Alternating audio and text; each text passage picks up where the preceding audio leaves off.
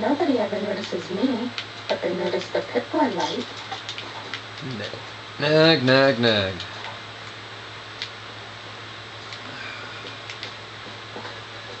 Imagine how lonely these doctors got before they made a talking suit.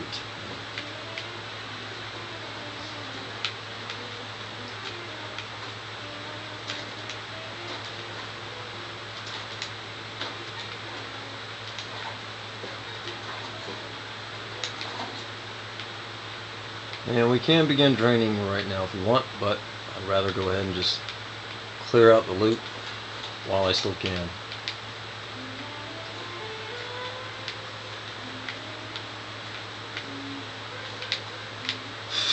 Because once you get into it, it's going to be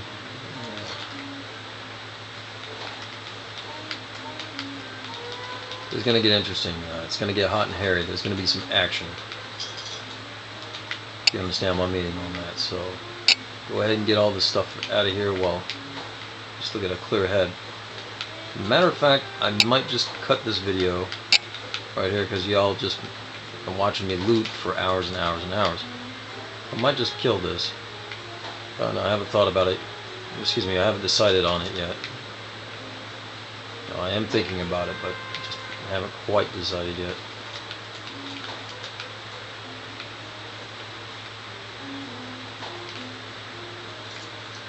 Alright. So now it looks like we're all going to have to get used to figuring out a way to mod. If we're gonna be having some fun, we're gonna have to figure out a way to create the games that we've been wanting to play. That's kind of sad. That's kind of sad, man. In the modern age, in the modern year, in the modern era, when everybody can be connected, and it doesn't take months, weeks, or days to communicate. It just literally it takes minutes to hours because of the internet, because of all the wonderful advancements that we have. For some strange reason, supply and demand isn't enough. Direct contact with the folks that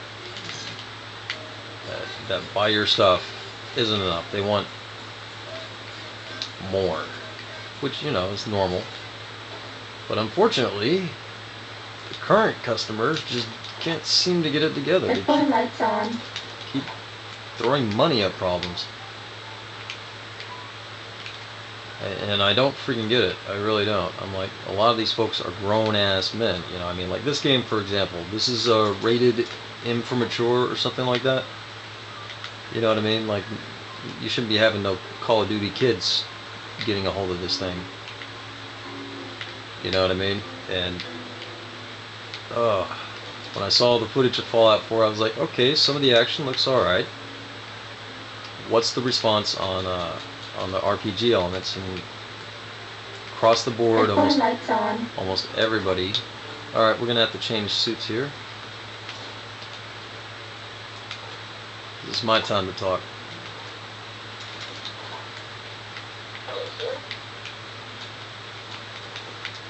All across the board, almost everybody said, oh, all the RPG elements have been watered down, as in, you'll be lucky if you find too many, and all the side quests are horrendous. Yeah.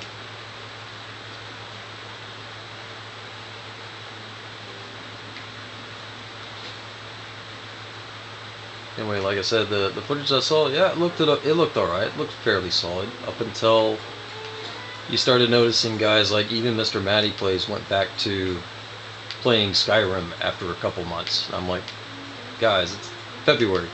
This game came out when? So I mean, after the Christmas vacation was over, that's it. That's all they could stomach from this.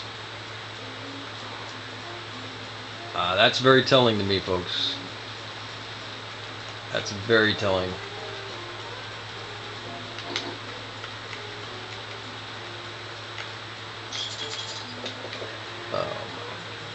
That's not telling y'all. The stats are in. Guess what? Guess when that happened originally, way back in the day. Guess when that happened? Zelda 64. The minute that game came out, people rocked it for about a month. Then they set it down, and that was the end of it. It was a good game. It was a great game. They remade it a couple times, if I remember correctly, for the Game Boy or whatever. But as it stands, it's a one note kind of thing. The minute you take away the freedom from the design, that's what happens. They play it for a month and then they don't want to touch it again. You know what I mean? So if you're a PC gamer, I can very much see the value in for folks that want to pick up a copy of Fallout 4. I very much see the value in that because you got mods and all these other things that you can manipulate and change about it. You know what I mean? And that makes sense to me because you can, whether they like it or not, you can still get your RPG experience. I understand and dig that. For the console crowd, on the other hand, I had to break it to every last one of them, but they should freaking know better, man. They should freaking know better. And all y'all are grown by now. Okay, so this game isn't rated for kids. It's, you know what I mean?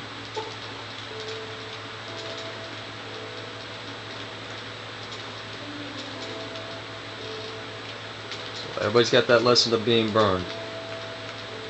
Or at least they should have by now, because you got the Batman games coming out buggy for some strange reason. You got fighting games coming out buggy for whatever reason. I don't know how the hell that happened. Like with the last Mortal Kombat X, the menu screens didn't work for the first couple of weeks.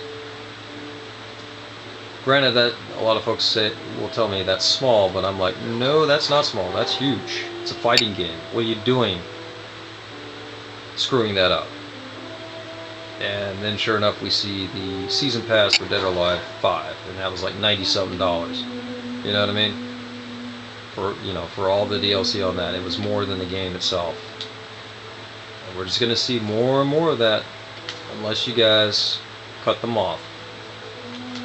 Unless you guys just say, nope, this year we're not gonna take it. This year we're not gonna buy it. Have you ever wanted to be invisible? We're just not gonna have it. We're okay on Stimpaks. There we go.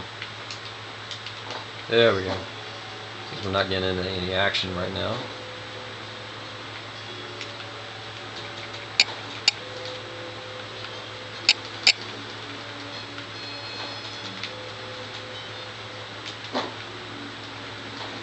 There we go. Folks will look at me like I'm crazy, but I'm like, it's the same thing. I've already seen this happen. All right. Now, folks actually played a game for a full month, and they all said, "Oh, it was worth every penny."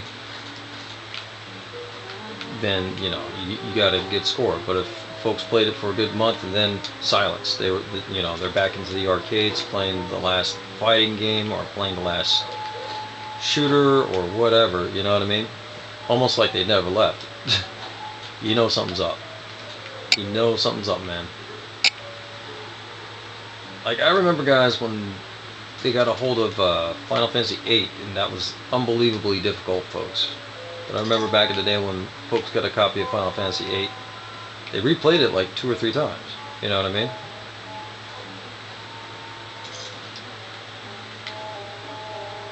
And that was no short game. That was one of those games where they kind of screwed up and left everything to luck. But the random enemy level generator or whatever, that aspect just totally turned me off because there was almost no strategy involved. But anyway, yeah. And after folks started playing that and they started understanding what was wrong with the game, they just rented it, but that was the end of it. And Squaresoft quickly learned from their mistake and they went back to Final Fantasy IX, which was basically, I call it like the sequel to Final Fantasy VI. You know what I mean? That's how old school that game was, and I didn't, I had no interest in that. I wanted to play what the new thing was, and like the sales dropped, so you hit them where it hurts with money. They'll listen. They'll make changes. They'll do things right. Oh, sure. But if everybody keeps pre-ordering stuff, it's never going to happen. You know what I mean?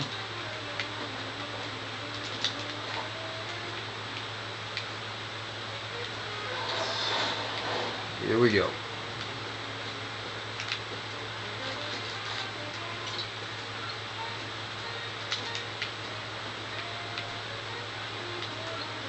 Alright, we're about ready to get back into sneaking mode, doing the missions.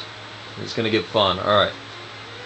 Enough lecturing, enough BS, enough talk about the nonsense in business. Let's get it on.